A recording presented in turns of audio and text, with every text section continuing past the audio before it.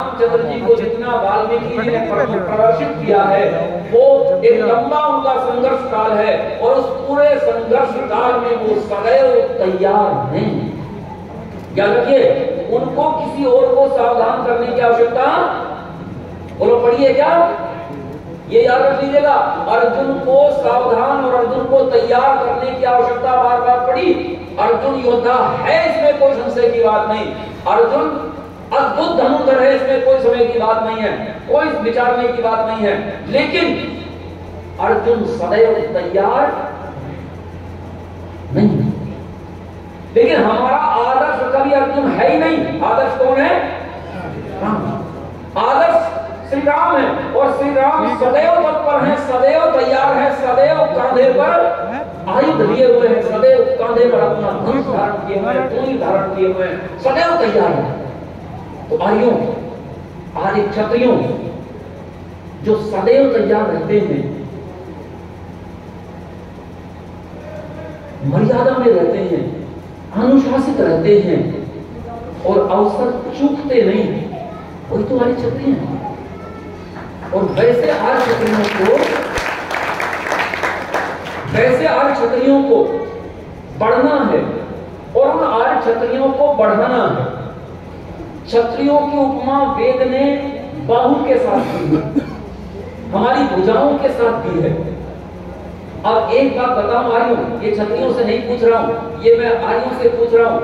आप लोग एक बात बताओ, जिस व्यक्ति का पेट खराब हो, जिस व्यक्ति का मस्तिष्क ठीक काम ना करता हो, तो क्या उसकी भुजाएं कुछ करेंगी? मक्खी वक्की उड़ाती रहेंगी, उतनी रक्षा कर लेंगे कि मक्खी वक्की उड़ा लेंगे कुछ हद तक। और अगर मस्तिष्क ज्यादा ही खराब हो गया तो ये मक्खी भी नहीं उड़ाएंगी, ये याद रखिए। तो आप भुजाओं को ठीक रखने के लिए किसको ठीक रखना पड़ेगा? मस्तिष्क को ठीक रखना पड़ेगा। भुजाओं को ठीक रखने के लिए किसको ठीक रखना पड़ेगा? मस्तिष्क। पेट को ठीक रखना पड़ेगा, उदर को ठीक रखना पड़ेगा। इस उदर और इस मस्तिष्क को ठीक रखने के लिए एक बात और बता दो, अगर किसी के पांव ना चलते हो, पांव कमजोर हो गए हो, लड़खड़ा के गिर जाता हो, तो ऐसा व्यक्ति, उसमें पूरा क्षत्रिय भाव भी भरा हो, फिर भी क्या रक्षा करने में समर्थ होगा? बोलो, वो कभी समर्थ नहीं हो सकता।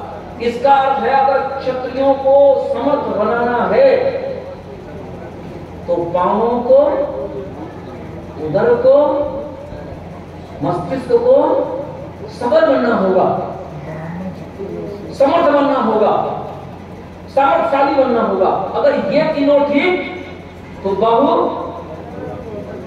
क्यों जी, तो बाहु ठीक। ये याद रखना, मस्तिष्क और बाहु दोनों का एक साथ संबंध जब होता है तभी ठीक ठीक कार्य होता है, इसके बिना ठीक ठीक कार्य नहीं होता। और ये भी वेद का आदेश है, ये याद रखिएगा, ये भी वेद का आदेश है। वेद इसके लिए भी कहता है कि दोनों साथ साथ मिलकर के रहें।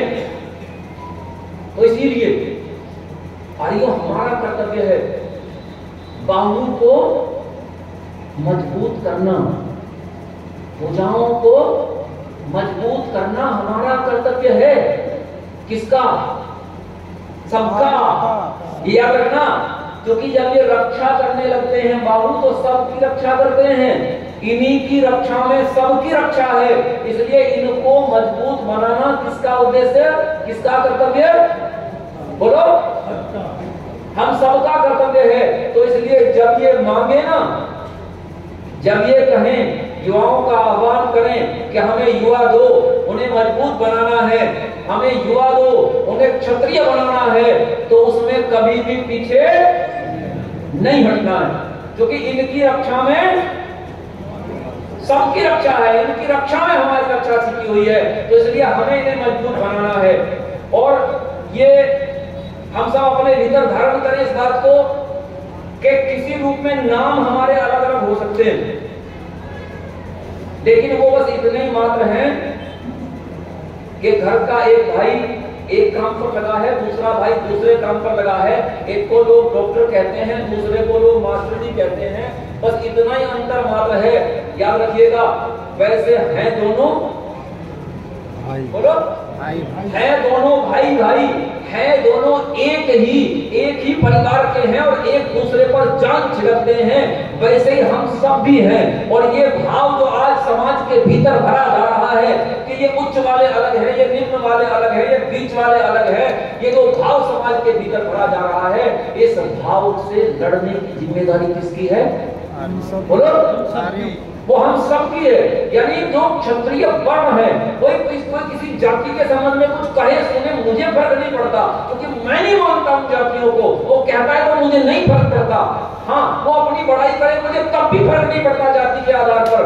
वो बुराई करे तब भी मुझे फर्क नहीं पड़ता जाति के आधार पर। राजनीति वालों को पड़ता होगा ये सवाल, ये गाने, मुझे उसका फर्क नहीं पड़ता। लेकिन याद रखना, जब कोई इन वर्णों को एक दूसरे से लड़ाने की बात करता है, जब क्षत्रिय को ब्राह्मण के विरुद्ध करना चाहता है, जब ब्राह्मण को क्षत्रिय के विरुद्ध करना चाहता है, जब वो वैश्यों के विरुद्ध ब्राह्मण और क्षत्रियों को करना चाहता है, जब वो शूद्रों को तीनों के विरुद्ध करना चाहता है, तो ये बात करते हैं।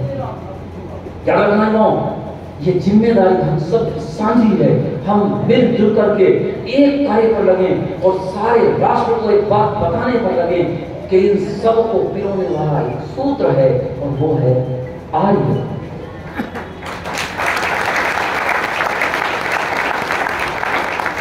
क्योंकि ये सब आर्यों के भाग हैं, ये सब आर्यों के विभाग हैं।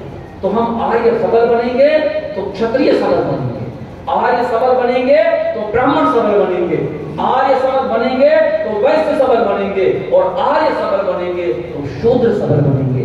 याद रखना, ये सारा हमारा परिवार है और इसको आगे बढ़ाने की जिम्मेदारी हम सबकी है। आज आर्य रक्षकों के इस कार्यक्रम में मैं समझता हूँ कि हम सब अपनी अपनी जिम्मेदारी को समझें और कहीं भी ऐसा भाव न प्रकट करें कि ये अलग अलग है, कहीं से त्योहार किसी का दूसरे का है, क्षत्रियों का है, ये इसका है, ये उसका है, ऐसे नहीं बांटे। जो है सबका है, साझा है।